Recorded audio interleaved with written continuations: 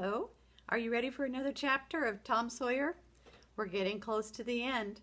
Today we're going to read chapter 19, A Home for Huck.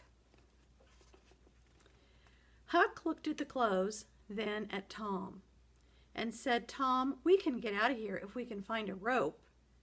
The window isn't too high up." "What do you want to get away for?" asked Tom. "Well, I'm not used to that kind of a crowd. I can't stand it. I'm not going back down there, Tom." "Oh, don't worry, Huck. It's nothing. I'll take care of you." So here's where Huck kind of wants to get away and not have to go back down to see all the people at the Widow Douglas's. Then Sid entered the room and told Tom and Huck that the party had been planned for a special reason. Mr. Welsh intended to tell everyone that it was Huck who had saved the widow's life. And then the widow was going to announce some secret.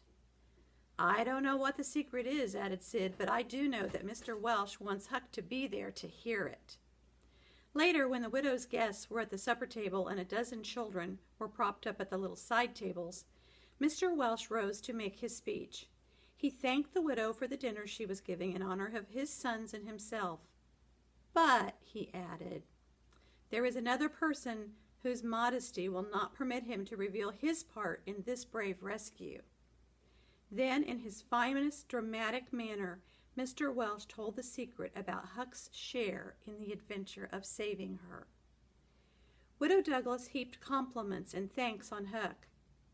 Everyone was looking at him, but poor Huck was just sitting there squirming in his new and very uncomfortable suit.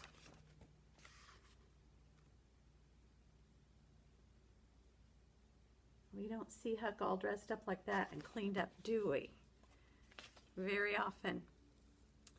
Then the widow announced that she meant to give Huck a home under her roof and have him educated.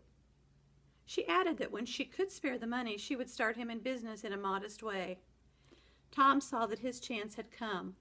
"Huck doesn't need money," he announced. "Huck is rich."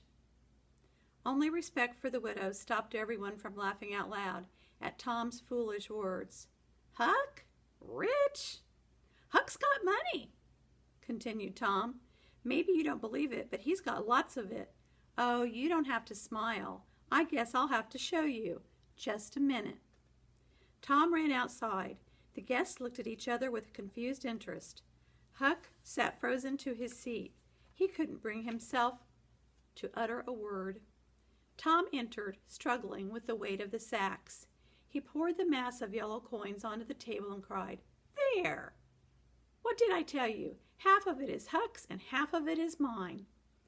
The spectacle took everyone's breath away, but in moments they were all demanding an explanation. Tom told the long but interesting story while everyone listened in silence. When he was finished, the money was counted. The sum amounted to a little over $12,000.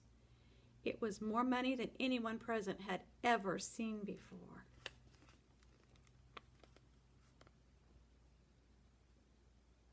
He's rich.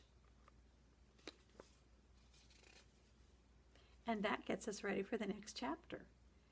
When we do read the next chapter, that's going to be the end of the book. So I hope you've enjoyed it, and we have one chapter to go.